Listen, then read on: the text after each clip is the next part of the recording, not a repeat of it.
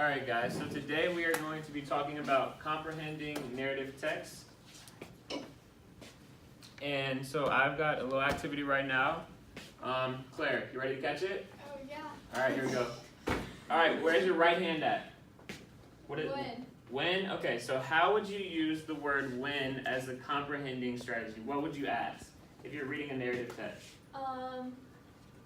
When was the story occurring? Right, so that's one. Alright, right back. Good. Let's see.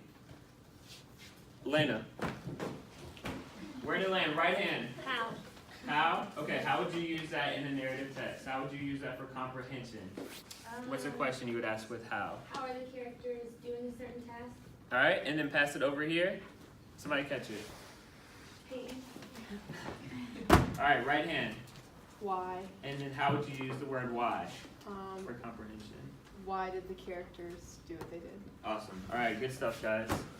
Alright, so what we are going to be talking about today are 4 strategies, and they're for comprehending narrative text. We're going to be talking about closed reading, story maps, questioning the author, and think alouds.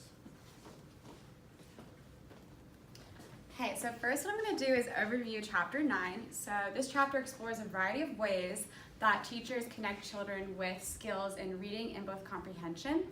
And some of these skills include mini lessons, which teachers share insight and knowledge that students might otherwise overlook. And then explicit strategy lessons, which create a framework that provides instructional support students need to become aware of, use, and develop control over comprehension skills and strategies.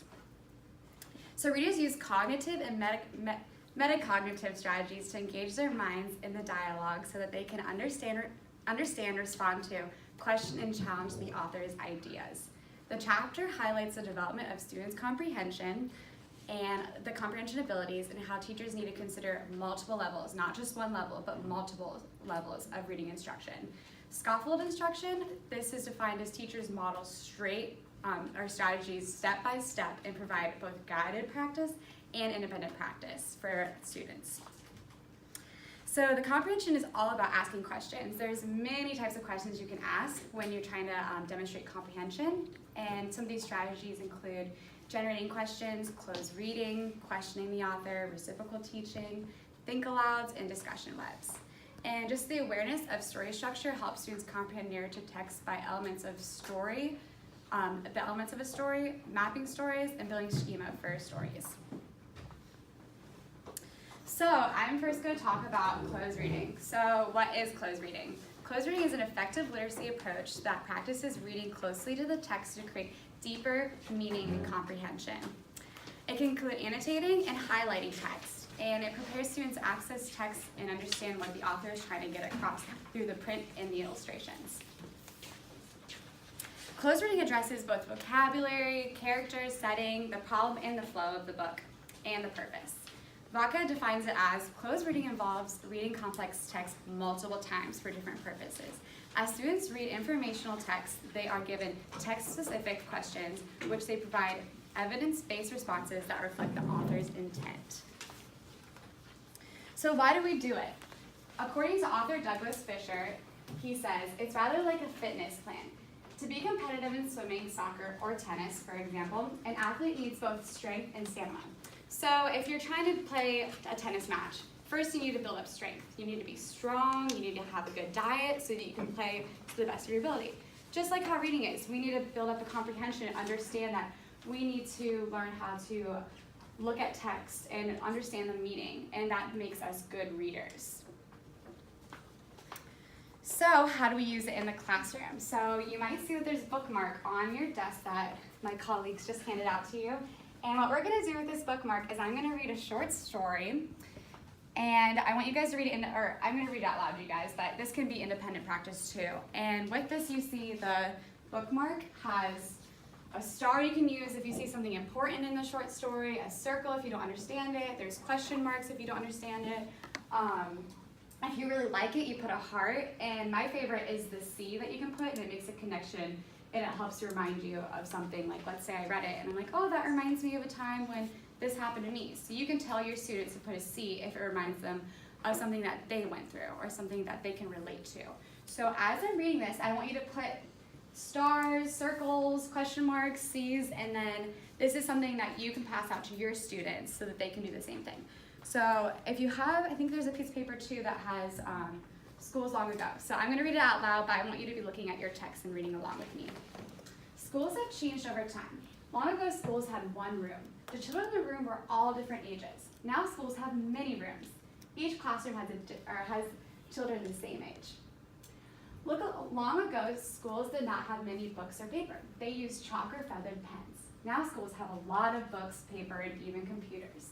Schoolhouses long ago used stoves for heat. Now schools use heaters. Schools still have teachers. Children still go outside and eat lunch at the school too. School is still a great place to be. So now that we have finished that, we are going to, someone tell me something that they highlighted, they starred, or they circled. Anyone? Kayla? I put a heart next to now schools have heaters. Why did you do that? Because that would be kind of miserable. As, Yeah. For example, for today, like if didn't have heaters in the building and we were It's so cold. cold, yeah, because it's snowing out. So that's awesome. So see how Kayla made that connection, and now she's really finding meaning in the text. Can anyone else tell me anything? Kelsey? I put an exclamation point by long ago schools did not have many books or paper and they used feather pens or chalk. And why did you put an explanation? Because it surprised me. It surprised you? Something you learned new in the text, right? Yeah. That's awesome. All right, one more person. Caroline? I put a C when it said long ago schools had one room because at my elementary school we had like an old schoolhouse right next to it, and we used to be able to go tour it, and it was like just like that with one room, and it looked like the old schools. So you made a personal connection with it. That's awesome. All right, so now do you see how if we give these to our students, they're able to see kind of as they're reading what they can be doing with the text to truly understand it. So I definitely recommend using these bookmarks in the classroom. Okay, so I am going to be talking about story maps and story frames. So, what are story maps and story frames? These are, it's an instructional strategy that's used in the classroom that is specifically used to help students learn the elements of a story. So, Vaca describes a story map as a way of identifying major structural elements, both explicit and implicit, and underlying the story to be taught in the class. They then describe a story frame as it provides students with a skeletal paragraph, a sequence of spaces tied together with transitions, words, and connectors that signal a line of thought. So some other research that I found on this is that story mapping is one way of using schemata to facilitate a student's ability to structure a writing product. So a story map contains all the key components of a narrative in the form of a diagram. Its purpose is to supply students with a mnemonic device that helps them to remember the basic structure and the connections between the various elements of a narrative. So basically, a story map helps the students read the narrative, write it down, and like break it down, and it helps them it really implements it into their memory. The results of testing suggest that the story map strategy was extremely effective. This group had done a test, and students who were struggling readers had been testing at a baseline of 3.88, and after they used the intervention of story maps and story frames, their test scores actually went up to 8.97. So what's the purpose? Story maps and story frames are used for the purpose of teaching students to work with and focus on the structure of the story specifically versus just reading to read. It's for better comprehension, and the technique is used as a visual representation to help them better organize the information and the elements that are really important to the whole comprehension and understanding of the narrative that they're reading.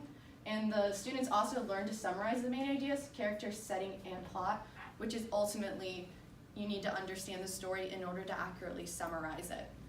The use of story maps and story frames as a comprehensive strategy can be helpful for all students, and especially helpful for those who are struggling readers, who have learning disabilities, anything like that.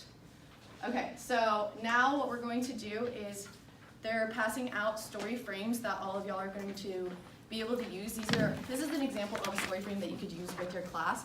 Instead of just reading a typical narrative, I'm actually going to be showing A narrative, which is a really cool way of incorporating technology into the classroom, because not only are the children being able to watch the story, but they're having to pay a lot closer attention because they're having to fill out the information of the story map, like who is the story about, like what's the setting, what are the main points, is there a problem, is there a solution? So it really forces the students to have to really pay attention versus like maybe looking off and just missing key concepts of the story.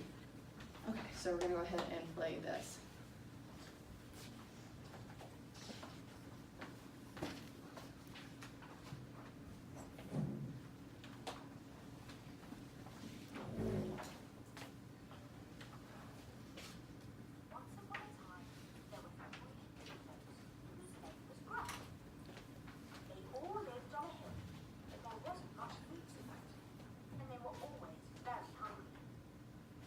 One day, they decided to go and live on a hill on the other side of the valley, which was always full of grass. There, they could eat as much as they wanted and make themselves fat and healthy.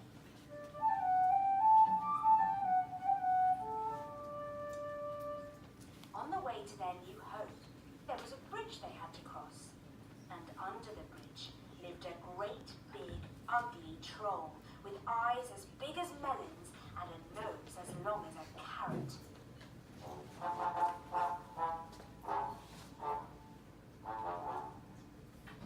First to approach the bridge was the youngest Billy Goat Gruff. Trip-trap, trip-trap, trip-trap, went his hooves as he walked over the bridge. Who's that tripping over my bridge? Roared the troll. Oh, it's only me, the tiniest Billy Goat Gruff, And where are you going? asked the troll. I'm going to the hill on the other side of the valley to eat lots and lots of grass, said the Billy Goat with such a small voice. Oh, no, you're not. Said the troll. I'm coming to gobble you up. Please don't eat me. I'm too little, said the Billy Goat. If you wait until my brother comes, I'm sure you'll be happier. He's bigger than me and much more tasty. The troll thought about this for a second before saying, All right. Well, be off with you then. and the smallest little Billy Goat trotted off over the bridge and onto the new hill.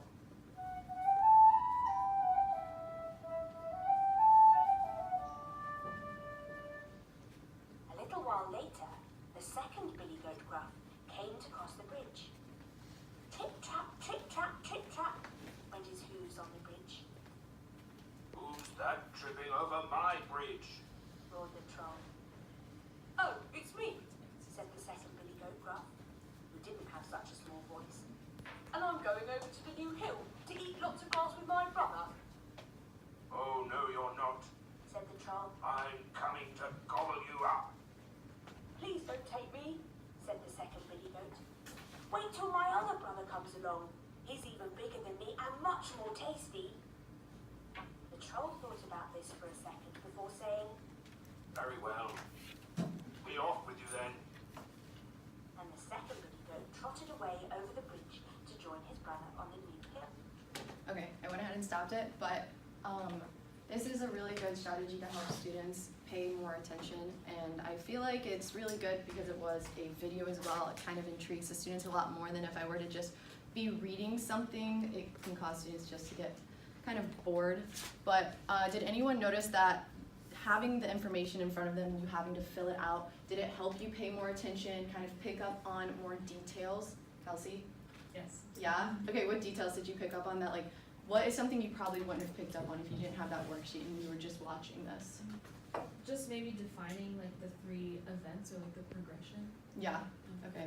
Yeah, that's great. And Elena, is there anything else that you saw that maybe you wouldn't have been able to pick up on, or something that you really like saw in the graphic organizer that I like helped you? you could break down the problem, but then you could also break down 3 specific events that happen, not just problem solution. Yep, exactly. Yeah, so that's why I really think that story maps are just like a great strategy, and especially when you're incorporating technology. It's kind of different, but it's also really integral to like helping the students really understand the whole like breakdown and whole comprehension of the story.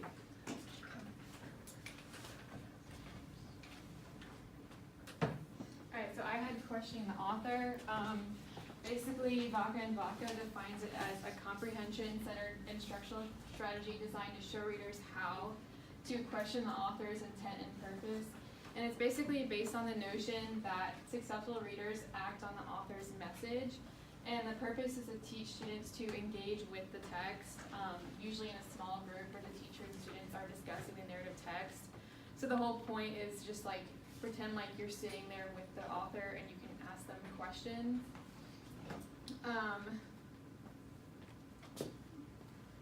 The research I found, students are better able to improve their ability to self-question when the teacher asks and responds to students in ways that extend the conversation, according to Sensiba. And the skill is developed over time and must be taught systematically and explicitly, meaning the students need to be consistently taught and critically thinking throughout whatever story is being read. And students are more likely to enjoy the narrative text when they pose questions directly to the author or ask questions that cannot be found directly in the story. So like I said, you want to, when you're reading the text, you want them to look at the text and ask the questions as if the author was right there with them. And how is it different from other questioning strategies? Basically, the focus is not on being able to talk about the facts within the story or answering like comprehension questions from the story, but rather looking at the text closely as if the author were there to be challenged and questioned. And some example questions include, what is the author trying to say here? What would you do if you were in this situation? Why did the author include this part or this character? And what does the author mean by this phrase or sentence? And so what we're gonna do is, I'm gonna read this passage to you, and they're gonna hand this out so you can read along as I read it. And you're basically gonna do like a little role play activity where one person just get in pairs, and you can get in groups of 3 if you have to. And basically one person is gonna be the author and one person is gonna be the student, and you're gonna ask them questions based on the text that you would want to know that are not directly like found in the text. So we're gonna go ahead and read this now. Once upon a time in a land far away, there lived a poor baker named Elaine. Elaine's parents had passed away when he was a little boy, so Elaine had raised himself by learning how to bake and selling his bread in the market. However, due to recent drought, there were no grains to be found in the land. Elaine decided that he would take the walk to the king's castle to see if he could find any work for himself. He gathered whatever bread he had left for his journey and set out. On the way, Elaine had to pass through the forest. As he was going through the forest, he noticed a small child crying on a nearby log. Elaine walked over to the child and asked him what was wrong. The child told Elaine that he had gotten lost in the forest while playing and he had no idea how to get back home. Elaine was so sad upon hearing the child's tale that he promised the child that he would help him find his home. Elaine gave half of his bread to the child, and upon seeing how hungry the child was, Elaine gave him his own portion too. Elaine once again set out on his journey to the king's castle. When Elaine finally reached the castle, he had found out that the king was holding an audience with the commoners. Elaine rushed to the gathering to tell the king his story. Even before Elaine could start with his story, one of the king's ministers cried out in joy. The minister ran over and explained to Elaine that the little boy he had found was the minister's son who had gotten lost. The king observed this story and was extremely pleased with Elaine's kindness and generosity. As a reward, Elaine was rewarded 500 gold pieces and a job in the castle kitchens. So now you're going to pair up with someone next to you and just kind of discuss some questions that you would want to know about the story, and switch roles between the author and the student.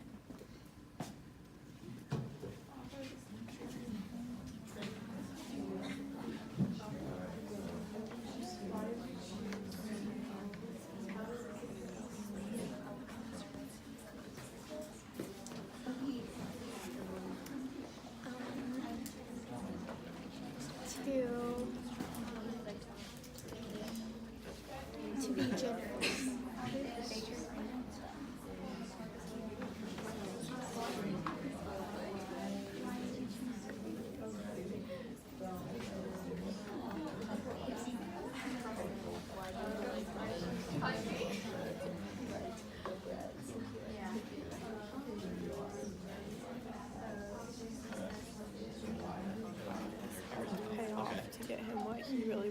even though he didn't ask for it. Alright guys, so what were some common questions that you had thought of?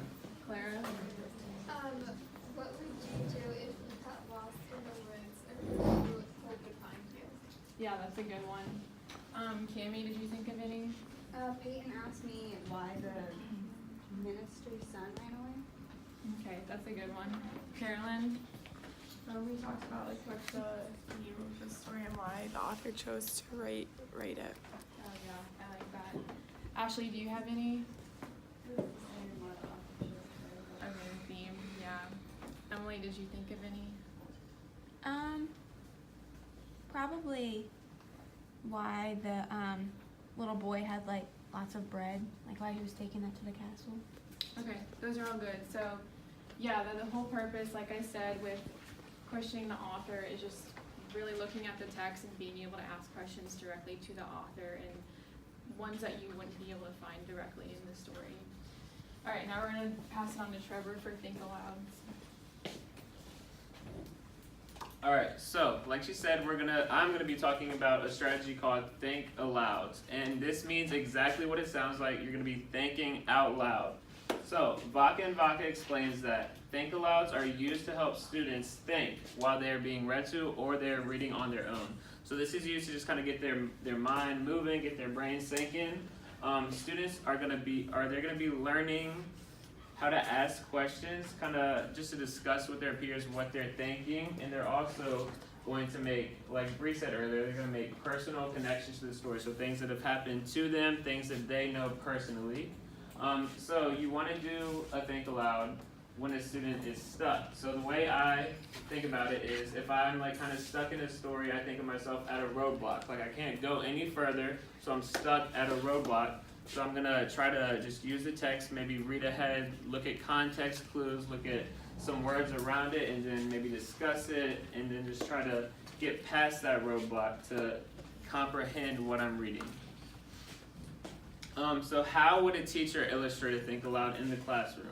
So the teacher would illustrate this by reading a book out loud, and so you just read it out loud, show them the pictures, whatever, and then you're gonna stop when you see what we're going to call it is a juicy stopping point. So when you see a good stopping point where there might be some confusion, there might be a great place to make a connection, that's where you're going to want to stop. So this will help the students learn to start thinking on their own and start thinking critically about the text, and this also will give the students like something to imitate and to model after, because they see you do it, they're seeing you think aloud, so then they will begin to want to try the same thing. Alright, and so do think alouds work? Yes, they most definitely work. Molly Ness said that students who are exposed to think alouds tend to get better scores on their comprehension. They also begin to unconsciously think when they're reading material, so they'll start to do it without even realizing it on their own. So this will just be great to get the ball rolling. Students will start doing this. And like I said earlier, they encourage and teach the students to critically think on their own while they're reading. So right now, I am going to be doing a little think aloud, showing you guys how to model it. We have this cool book called Sheep on a Ship. And this is just for a younger grade level. You're going to want to do it when they're younger so that they can learn to think while they read the text. So first, I'm going to demonstrate it. All right. Sheep sail on a ship on deep sea trip. Waves lap, sails flat. Sheep read a map, but begin to nap. Dark clouds form, a sudden storm. All right, so this looks like a pretty wild part, so I'm going to put it down. And what am I thinking? I see the storm. I'm going to make a personal connection first. I don't really like storms. I get nervous. I'm scared like a tree's going to fall on my house or something. So that's kind of the personal connection I'm going to make. Why is it a storm? How do I know that? It says that, and there's also these dark clouds, so it looks pretty scary, so I'm pretty nervous. I don't know. That's how I know it's going to be a storm. And for what's going to happen next, I'm not sure, but they look a little terrified. It looks like they might be in a wreck or something. It looks like they might all fall off. I don't really know. So I'm going to keep going. Alright, so that's kind of how you would demonstrate it first as a teacher. Now to kind of get some practice for you guys, I am going to read a couple more pages and then you're going to discuss with a partner or two. You can discuss some things that you're seeing when I stop, okay? Alright. It rains and hails and shakes the sails. Sheep wake up and grab the rails. Waves wash across the ship. Waves slosh. Sheep slip. Decks tip. Sheep slide. Sheep trip. Sheep collide. Alright, so now I'm going to put it down again. This is where you're going to think aloud with a partner or two and just talk about what you think is going to happen, what you think has happened, maybe make some personal connections just to get that comprehension going. So go ahead and talk with the partner. What do you think is going to happen? I think that they're gonna hit really major waves and maybe somebody will fall off. I agree. The storm is coming and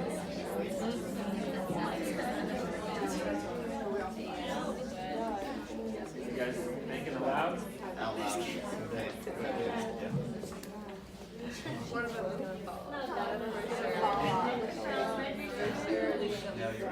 At least. Yeah, for sure. I think so. Good job. I've heard they're not very smart, so. Alright guys, let's wrap that up. I'm just going to ask for Bailey and Kelsey. Y'all tell me what you guys talked about. Some things that you might have seen, made a connection to. We talked about the sheep are probably gonna fall off the ship because they're sliding around sometimes.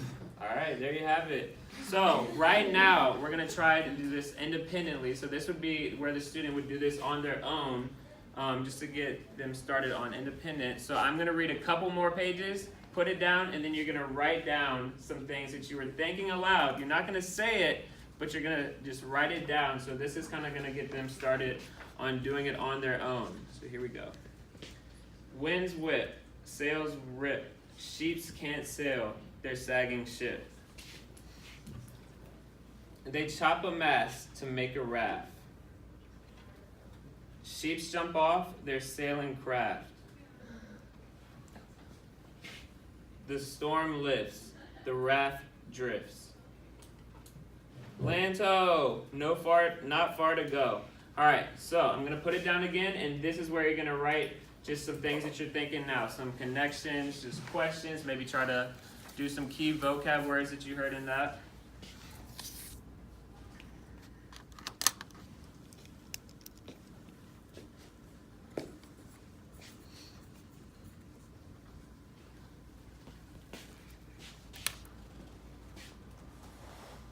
Alright, so Lindsay, give me one thing that you wrote. Something that you were thinking in your mind while reading this.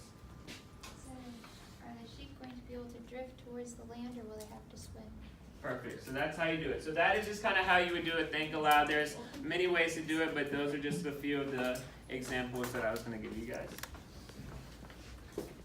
In terms of how we can connect this to technology, for example, like with Madison's story maps and story frames, there's an app that where you can do digital story maps or graphic organizers on iPads for students with learning disabilities. And it's just perfect because it allows them to have, most of them are usually using technology, and this gives them a way to do this. We have a little video to show how to use it. Settings, other available sources, and lastly, an edit button. Just hit the template button to get started. From here, users can see an array of awesome graphic organizers for students to use, from cause and effect to compare and contrast. These are all perfect for helping students organize and understand what they're taught. And when you find the template you'd like to use, just tap its thumbnail. A well-designed organizer that meets users. Every template is made clear and perfect for students of all ages to use. By simply hitting the empty spaces, users can enter in the appropriate information they'd like to. So basically, it's easy to understand. It's something that they can use, especially for just understanding how to organize information that they're reading in a narrative text. So that's how we incorporated technology. So I'm just gonna kind of be summarizing the main points that we all really wanted to hit on as we conclude things. So the biggest thing for questioning the author that Brooke really wants you to take away from this is the fact that questioning the author really extends the text, and it gives students the opportunity to ask questions directed towards the author. So it really gives students a new perspective while reading. So while close reading, Bree wanted you to take away that it's a skill that gives students a deeper meaning and comprehension of the text. And then for think alouds, Trevor wants you to know that as students begin to critically think and ask questions about the text, think alouds really help them to talk things out and really think about them out loud.